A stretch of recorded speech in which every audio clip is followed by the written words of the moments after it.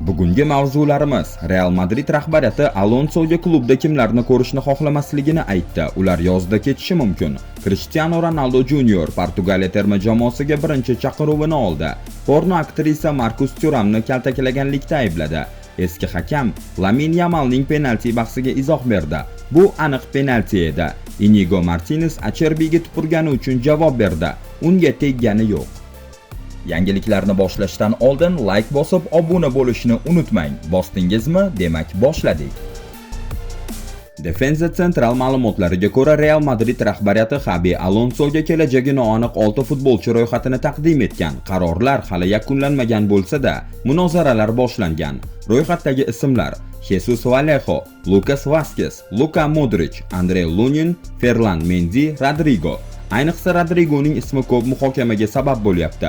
Braziliyalik bu mavsumda asosiy o'yinchi bo'lgan va yaqinda klubda uzoq qolishni istaganini aytgan. Biroq vaziyat unchalik oddiy emas. Rodrigo Real hujumida Kylian Mbappe, Vinicius va Jude Bellingham asosiy diqqat markazida bo'lishini tushunib, boshqa klubga o'tishni o'ylayotgan bo'lishi mumkin. U o'zini yetakchi sifatida ko'rsatishi mumkin bo'lgan jamoani qidiryapti.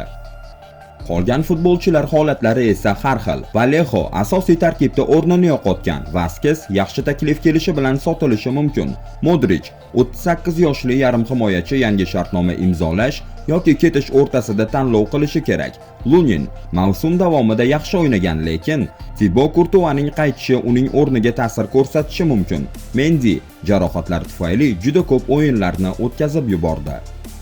Ayni paytda Real mavsum yakuni va Barselonaga qarshi La Liga kurashiga e'tibor qaratgan. Futbolchilar kelajagi bo'yicha yakuniy qarorlar chempionat tugagandan so'ng qabul qilinadi. Aytishlaricha, Rodrigo uchun Arsenal va Manchester United qiziqish bildirgan. Modric Inter Miami yoki Saudiya Arabistoniga o'tishi mumkin. Lunin Angliya yoki Italiya klublariga ketishi kutilmoqda. Real Madrid yangi mavsum oldidan tarkibni yangilashni rejalashtirmoqda. Ha, bu ayni qilinishi kerak bo'lgan masala. Siz nima deysiz? Albatta fikringizni yozing. Cristiano Ronaldoning 14 yoshli o'g'li Cristiano Junior birinchi marta Portugaliya U15 yoshlar terma jamoasiga chaqirildi. U 13-18 may kunlari Xorvatiyada bo'lib o'tadigan Vlatko Markovich turnirida ishtirok etadi. Cristiano Junior hozirda otasi o'ynayotgan Al Nassr akademiyasida mashg'ulot olayotganini hisobga olsak, u o'yin mahorati va iste'dodi uchun birinchi chaqiruvni qo'lga kiritdi. Ronaldo bu xabarni Instagramda "Sen bilan faxrlanaman o'g'lim" deb baholadi. 5 karra oltin to'p sovrindori ilgari o'g'li bilan terma jamoada birga o'ynash haqida "Men buni istardim. Ko'raylik, bu uning qo'lida" degan edi. Endigina 14 yoshli futbolchining rivojlanishi Portugaliyada katta qiziqish uyg'otmoqda. Agar Cristiano Junior tezda katta futbolga o'tsa, otasi ham yana bir necha yil o'ynashni davom ettirishi kerak bo'ladi. Qiziqarli faktlar: Cristiano Junior Juventus va Real Madrid akademiyalarida ham tarbiyalangan. U otasiga o'xshab hujumchi sifatida o'ynaydi. Agar u kattalar jamoasiga o'tsa, ota-o'g'il birga o'ynagan birinchi juft bo'lishi mumkin. Ronaldoning o'g'lining kelajagi uning nomini yanada abadiylashtirishi mumkinmi? Buni vaqt ko'rsatadi. Porno aktrisa Charlotte Lavish Inter futbolchisi Marcus Thuramni jismoniy zo'ravonlikda aybladi. Uning so'zlariga ko'ra, hodisa 3 yil oldin Thuram hali Borussia Mönchengladbachda o'ynagan paytda sodir bo'lgan. Lavish aytishicha, Thuram uni xonaga qamab qo'ygan va suratga olgan videolarini o'chirishga urinayotganida unga hujum qilgan. Uni oyoq bilagidan tortib sudragan. Qo'shnilar shovqinni eshitib, politsiyani chaqirgan. Shuningdek, u Thuramni narkotik moddalar iste'mol qiluvchi ayollarga qiziqishida ayblaydi. 3 yil o'tib Lavishga nima uchun endi gapirgani so'ralganda, u TikTokda javob berdi: "Men pul yoki shuhrat istamayman. Men bilamanki, bu ayblovlar Thuramga hech qanday ta'sir ko'rsatmaydi, lekin men haqiqatni aytish kerak deb hisobladim." Hozircha futbolchi yoki uning vakillari bu ayblovlarga izoh bermagan. Marcus Thuram Fransiya terma jamoasi va Interning asosiy futbolchisi. Bu voqea uning martabasi va Interdagi kelajagiga ta'sir qilishi mumkinmi? Aniq bilamizki, ayblovlar tasdiqlansa, bu katta janjalga aylanishi mumkin. Barselonaning Interga qarshi dramatik Chempionlar Ligasi chorak finalida Lamin Yamalga berilmagan penalti haqida so'z boshlandi. O'tgan mavsumda La Liganing eng taniqli hakamlaridan biri bo'lgan Antonio Mateo Lajos bu hodisaga aniq baho berdi. Mening fikrimcha bu aniq penalti edi. Yamalga jarima maydoni oldida 2 marta qoidabuzarlik qilindi. Biri maydon tashqarisida, ikkinchisi jarima maydoni ichida. Agar hakam VAR monitoriga qaraganida penalti berishi kerak edi. Bu vaziyatda o'zi nima bo'lgan edi? 71-daqiqada Genrix Mxitaryan Yamalga jarima maydoni chegarasida qo'pollik qildi. Bosh hakam Shimon Marchinyak dastlab penalti deb belgiladi, lekin VAR tekshiruvidan so'ng qoidabuzarlik chiziqdan tashqarida bo'lgan deb qaror qilindi. Shundan so'ng Barselona muxlislari va futbolchilari ayniqsa Pedri UEFAga hakamlik ishini tekshirish uchun murojaat qilishdi. Jamoam bilan faxrlanaman, ammo biroz xafaman. Chunki biz o'zimizga mos kelmagan natijadan keyin hisobni tenglashtirishga erishdik. Gap shundaki, bu holat Barselona va aynan shu hakam bilan birinchi marta bo'layotgan holat emas. UEFA buni o'rganib chiqishi kerak. Tushunarsiz va izohlash qiyin bo'lgan holatlar bor. Barcha 50-50 vaziyatlar ularning foydasiga hal bo'ldi. Laminga penalti berilgan vaziyatda keyinchalik u jarima zarbasiga o'zgartirildi. Mxitaryanga ikkinchi sariq kartochka bo'ladigan holatda ham birinchisini bermadi. Qizig'i shundaki, Barselona butun mavsum davomida Real Madridni hakamlar haqida shikoyat qilishda masxara qilgan edi. Endi esa ularning o'zlari xuddi shu vaziyatga tushib qolishdi. Hakamlik qarorlari yana bir bor katta bahs-munozaralarga sabab bo'ldi. Sizning fikringiz, penalti berilishi kerakmidi yoki to'g'ri qaror qildimi? Shu o'yindagi Barselonaga qarshi berilgan penalti masalasida FIFAning global futbol rivoji bo'yicha rahbari Arsene Wenger Interning Barselonaga qarshi Chempionlar Ligasi yarim finalida berilgan penalti qarorini keskin tanqid qildi. Birinchi bo'limda Lautaro Martinez Barselona himoyachisi Pau Cubarsí bilan to'qnashuvda maydonga yiqildi. Dastlab hakam hech qanday qoidabuzarlik ko'rmadi, lekin VAR tekshiruvidan so'ng penalti berildi. Sababi, sekin suratda ko'rsatkich Martinez to'pga bir oz tepganini aniqladi. Wenger bu penalti haqida nima dedi? Men bunday penaltilar berilishiga qarshiman. Bundan tashqari, VARda sekin suratda qarash noto'g'ri usul. Bu futbolning tabiatiga zid. Sizning fikringiz, bu penalti to'g'ri berilganmi yoki Wenger haqmi? Barselona himoyachisi Inigo Martinez Inter futbolchisi Francesco Acerbiga tupurgani ayblovlari haqida gapirdi.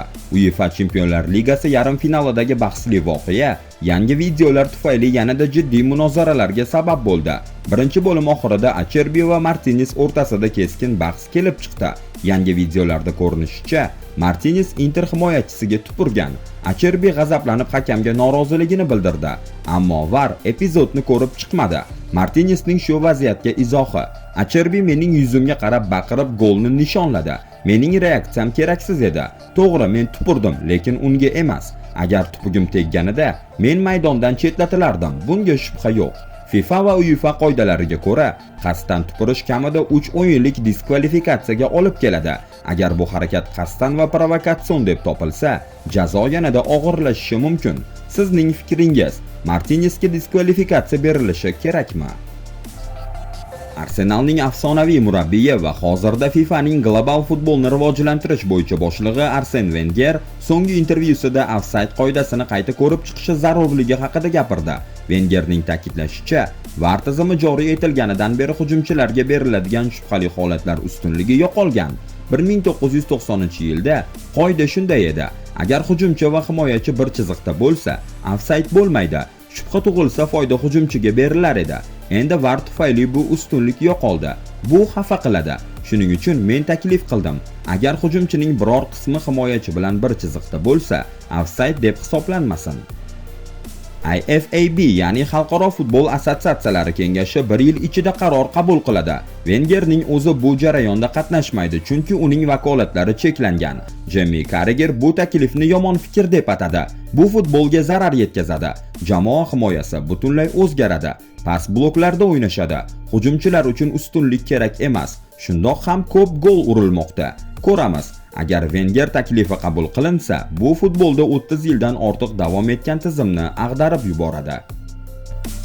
Fransiyalik yulduz Paul Pogba 18 oylik diskvalifikatsiyadan so'ng futbolga qaytmoqchi.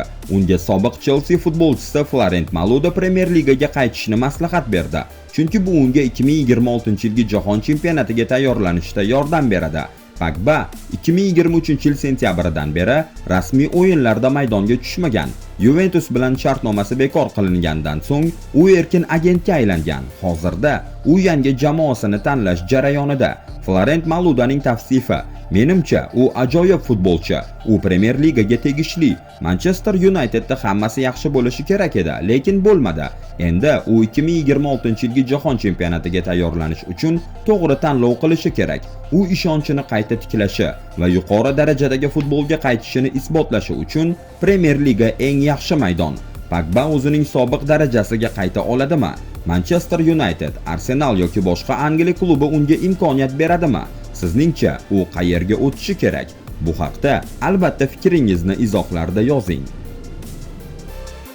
Arsenal yarim himoyachisi Declan Rice Chempionlar Ligasi chorak finalida Real Madridga qarshi ajoyib ikkita jarima zarbasini urgani haqida so'zlab berdi. Eslatib o'tamiz, birinchi o'yinda 3-0 Rice ikkita ajoyib jarima zarbasini amalga oshirib, Arsenalning g'alabasiga hissa qo'shgan edi. Jami 5-1 hisobida mag'lub etib, 16 yildan so'ng yarim finalga chiqdi. O'shanda urgan ikkita golimni men ham 100 marta ko'rib chiqdim. Birinchi jarimadan keyin darhol ikkinchisini urish bu juda noyob voqea. Balki buni hech qachon takrorlay olmasman. Bu ajoyib his edi, lekin hali ham so'zlarni topolmayapman. Rice yana shu kutilmagan zarbalarni takrorlay oladimi? Nima deb o'ylaysiz? Bugungi yangiliklar shulardan iborat edi. Agar video sizga yoqqan bo'lsa, albatta like bosib, kanalni qo'llab-quvvatlash uchun obuna bo'ling. Shunda siz videolarimizni birinchilar qatorida ko'rasiz. Keyingi videolarda uchrashguncha salomat bo'ling.